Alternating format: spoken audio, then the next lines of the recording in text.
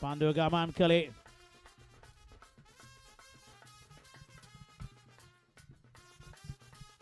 තිබෙනවා පන්දු යවන්නට.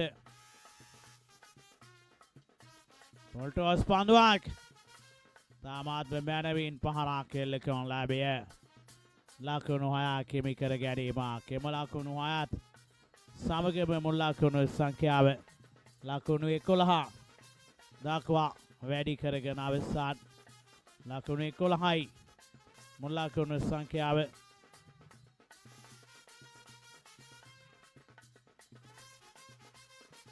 මීළඟ පන්දු යොමු කිරීමට සූදානම් වන්නේ අප ස්තුතිවන්ත වෙනවා කැරණි ආසනල් ක්‍රාස් සමාජයේ ජ්‍යෙෂ්ඨ සමාජික එවැගේම මෙම ප්‍රදේශයේ සිටින පිළිගත් සමාජ සේවක චන්ද්‍රා මහත්මයාණන්ට එතුමා පස් සමග එක්ව මෙම තරගන ආරම්භ දිනයේ ආකර්ෂණීය පහරක් ප්‍රදර්ශනාත්මක පහරක් එල්ල කරමින් ආයේෂ් ගාල්ලගේ ඉතාමත්ම සටන්කාමී නිමක් දියත් කරන්නේ ලකුණු 17යි මුල් ලකුණු සංඛ්‍යාව.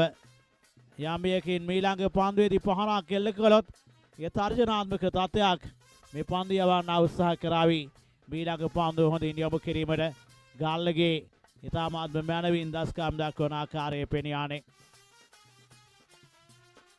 මාතලේ සාන්දු තෝමස් විද්‍යාලයෙන් අධ්‍යාපනය ලැබුව අයෙක් එම පළපොරොන්දු අමාත්‍ය ප්‍රතිකරුවා උත් මධ්‍යම පළාතට නැකම් කියන අයෙක් දිව යනවා.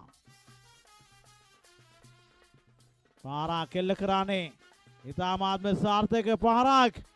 ඉතාමත්ම අපූර්වයි ලකුණු 23ක ඉතාමත්ම සාර්ථක ආරම්භයක් ලබා ගත්තා මේ වන විට. ලකුණු 23ක ඉතාමත්ම අපූර්ව ආරම්භයක් ලබා ගන්න ලැබේ.